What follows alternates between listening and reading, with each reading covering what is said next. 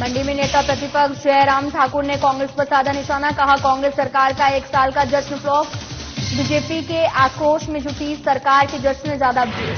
कांग्रेस विधायक ने पूर्व मंत्री के आरोप को किया खारिज। कहा, पूर्व मंत्री कर रहे बेतुकी बात, उनके खिलाफ मानहानि का करूंगा दावा। सोलन में त्रैमासिक बैठक का आयोजन। जिला परिषद अध्यक्ष रमेश ठाकुर ने किया बैठक की अध्यक्षता। कई विभागों के अधिकारियों से की बातचीत। धर्मशाला में स्कूली छात्रा की हत्या। किराए के कमरे से बरामद हुआ शव। मामले की जांच में जुटी पुलिस। शिमला में चल रही 50% एक्यूरेसी। बर्फबारी से कारोबार बढ़ने की उम्मीद। 15 दिसंबर के बाद पर्यटकों की आमद बढ़ेगी।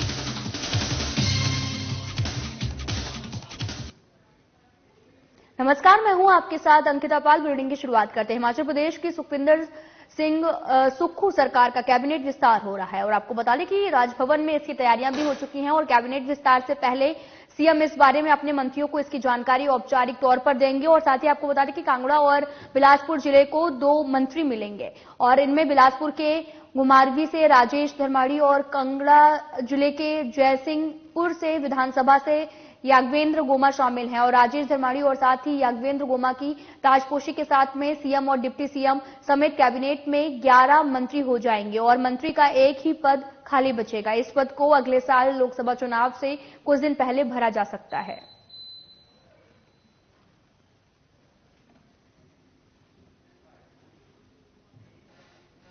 मंडी में नेता प्रतिपक्ष जयराम ठाकुर ने कांग्रेस सरकार पर जमकर निशाना साधा। उन्होंने कहा कि हिमाचल प्रदेश में कांग्रेस सरकार के 1 साल का जश्न पूरी तरह से फ्लॉप रहा है और बीजेपी के प्रदर्शन में सरकार के जश्न से ज्यादा भीड़ रही। आगे उन्होंने कहा कि कांग्रेस सरकार के शीर्ष नेतृत्व का जश्न में शामिल न होने से सरकार के काम और झूठी गारंटियों से पर्दा उठ गया है। और साथ ही पूरे प्रदेश में बीजेपी की तरफ से आयोजित आक्रोश दिवस पर धरना प्रदर्शन भी सफल रहा। वहीं बीजेपी प्रदेश अध्यक्ष राजीव बिंदल ने भी प्रदेश सरकार के कार्यकाल पर सवाल उठाए। उन्होंने राज्यसभा सांसद धीरज साहू पर आय विभाग की रेड पर कांग्रेस पार्टी पर निशाना साधा और कहा कि धीरज साहू से 200 करोड़ की नकदी प्राप्त होना ये बताता है कि कांग्रेस पार्टी चुनाव के लिए रुपयों का उपयोग करती है। आगे उन्होंने कांग्रेस नेताओं से इस पर सवाल उठाए और जवाबदेही देने का आग्रह किया।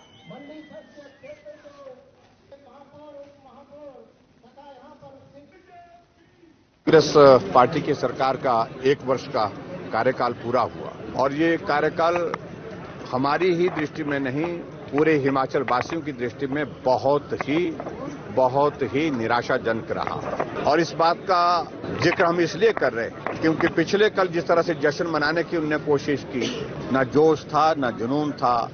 लोग चेहरे लटकाए आए, चेहरे लटकाए हुए चले गए। झूठी गारंटी जो सरकार ने अभी तक जिनका बहुत ज्यादा जिक्र किया और उन सारी चीजों पर एक शब्द भी बोलने की स्थिति में नहीं हो पाए वहां पर, क्योंकि जो 10 गारंटी दी थी उसमें से एक भी गारंटी पूरी नहीं हुई। कांग्रेस पार्टी की हालत जिस कगार पर पहुंची है, कांग्रेस पार्टी का 3 बार का राज्यसभा का सांसद धीरज और उनकी कंपनी पर इनकम टैक्स का छापा होता है और तिजोरियां नोटों की भरी हुई मिलती हैं। मशीनें जब गिनना शुरू करती हैं तो मशीनें हाँफ जाती हैं, थक जाती हैं, खराब हो जाती हैं और 200 करोड़ रुपए से ज्यादा नकदी उनके यहां से प्राप्त होती है। अभी जांच जारी है, ये नकदी और बढ़ सकती है। पर चिंताजनक बात है, 6 तारीख से ये छापा पड़ा है, कंटिन्यू उसकी जांच चल रही है। अभी तक कांग्रेस पार्टी के शीर्ष नेतृत्व ने इसके बारे में चुप्पी साधी हुई है। क्यों साधी हुई है चुप्पी? कहां से ये पैसा, किस बात के लिए पैसा? क्या ये चुनाव को प्रभावित करने के लिए तो नहीं आया? लाहौल स्पीति के विधायक रवि ठाकुर ने पूर्व मंत्री रामलाल मार्कंडे के भ्रष्टाचार के आरोपों को दरकिनार किया है। रवि ठाकुर ने कहा कि पूर्व मंत्री बेतुकी बात कर रहे हैं, वे उनके खिलाफ मानहानि का दावा करने जा रहे हैं। और आगे उन्होंने कहा कि मार्कंडे खुले मंच पर उनके साथ में बहस करें, कमीशन लेने का काम उनके समय में होता होगा। इसके खिलाफ नोटिस भेजा जा रहा है और कानूनी राय के बाद में रामलाल मार्कंडे के खिलाफ मानहानि का दावा करेंगे। और साथ ही आपको बता दें कि रामलाल मार्कंडेय ने भी आरोप लगाया कि रवि ठाकुर आईपीएच और पीडब्ल्यूडी विभागों के टेंडर में भ्रष्टाचार कर रहे हैं और टेंडर में उन्होंने 10% कमीशन फिक्स कर रखी है, जिसके सबूत उनके पास हैं। उन्होंने सीएम से रवि ठाकुर का इस्तीफा मांगा था और जिसके बाद में अब रवि ठाकुर ने इन आरोपों को नकारा है।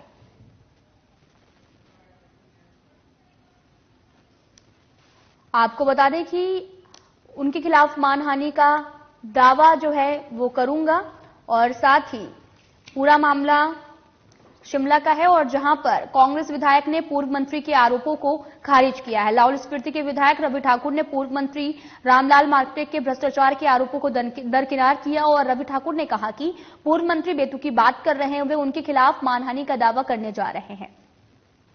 साथ ही आगे उन्होंने कहा कि मार्कंडेय खुले मंच पर उनके साथ में बहस करे, कमीशन लेने का काम उनके समय में होता होगा।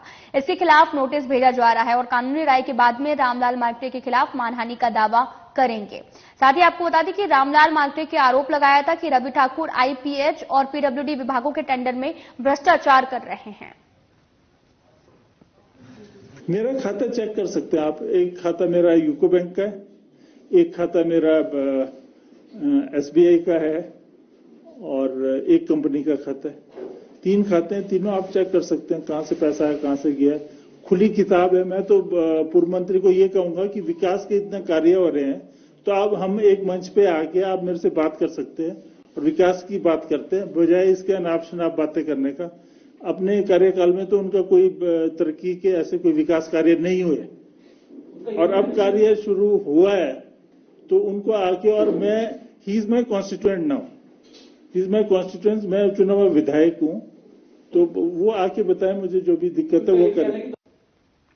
तो वहीं सोलन में जिला परिषद अध्यक्ष रमेश ठाकुर ने त्रैमासिक बैठक की अध्यक्षता की और आपको बता दें कि जिला परिषद सदस्यों और कई विभागों के अधिकारियों और कर्मचारियों से आग्रह भी किया गया विकास कार्यों को पूर्ण करने के लिए बेहतर समन्वय स्थापित कर कार्य करें और ताकि लंबित पड़े विकास कार्यों को शीघ्र पूरा किया जा सके। उन्होंने कहा कि चुने हुए जनप्रतिनिधि जो हैं वो कई समस्याओं को संबंधित विभागों के अधिकारियों के साथ में सीधा संवाद स्थापित कर शीघ्र सुलझा सकते हैं। आगे उन्होंने कहा कि कई मांगों पर पूर्व में चर्चा होने से कई समस्याओं के संबंध में बैठक में विचार करने के लिए अधिक समय मिलता है। उन्होंने ये भी कहा कि निर्वाचित प्रतिनिधियों का ये प्रयास रहता है कि अधिकारियों और कर्मचारियों के सकारात्मक सहयोग से जनता की समस्याओं के निवारण के लिए प्रयासरत रहें। साथ ही आपको बता दें कि वहीं उपायुक्त सोलन अजय कुमार यादव ने विश्वास दिलाया कि जिला प्रशासन चुने हुए जनप्रतिनिधियों के समन्वय के साथ में जन समस्याओं के निवारण के लिए प्रयासरत हैं। आज की जो हमारी त्रैमासिक बैठक हुई उसमें 64 मत आए थे। पिछले जो पुराने मत थे 12 इसमें नए मत आए हैं और इसमें हमारे जो पूर्ण हुए आज, जो मुझे लगता है कि 12 या 14 मत हमारे पूर्ण हो चुके, ड्रॉप किए जो हमने आज, जिन पर कार्य हो चुका है।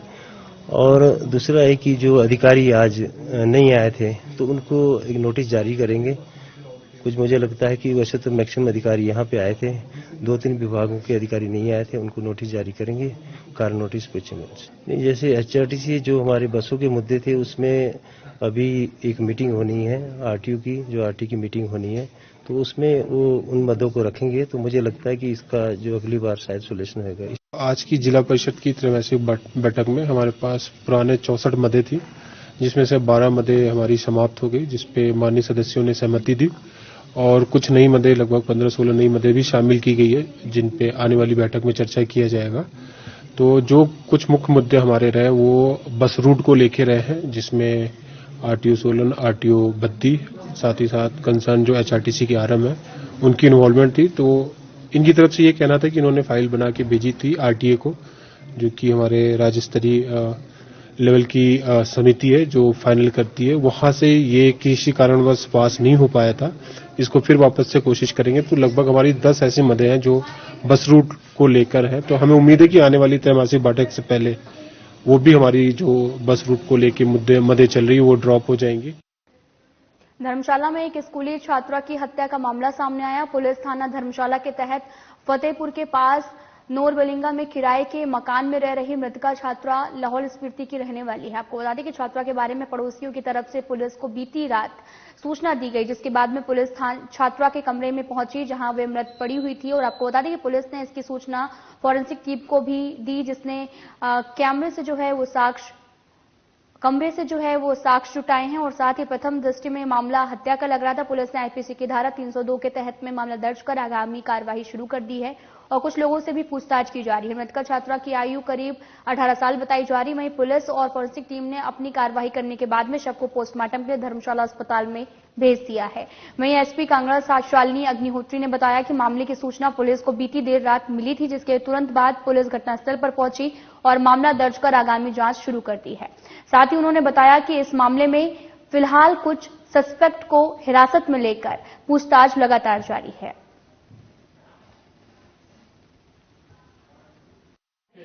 स्थानीय लोगों द्वारा जो है पुलिस स्टेशन धर्मशाला को कल देर रात जो है ये सूचना मिली थी कि एक लड़की जो लाहौल स्पीति की रहने वाली है और यहाँ पे क्लास 12th की स्टूडेंट थी, वो 2 दिन से अपने ट्यूशन क्लासेस में नहीं गई है।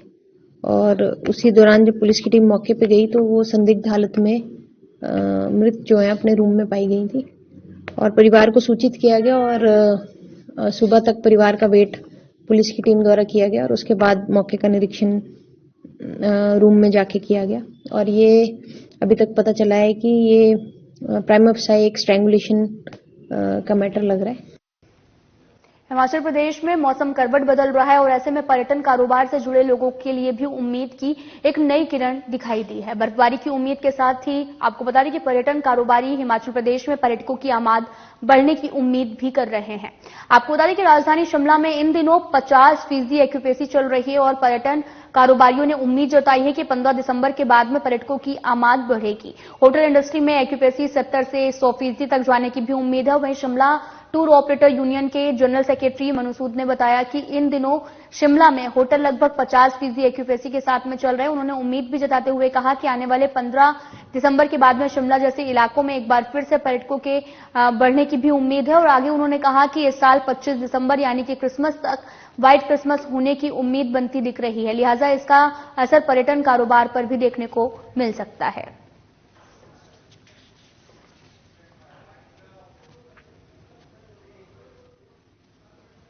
फिलहाल इस बुलेटिन में इतना ही। नमस्कार।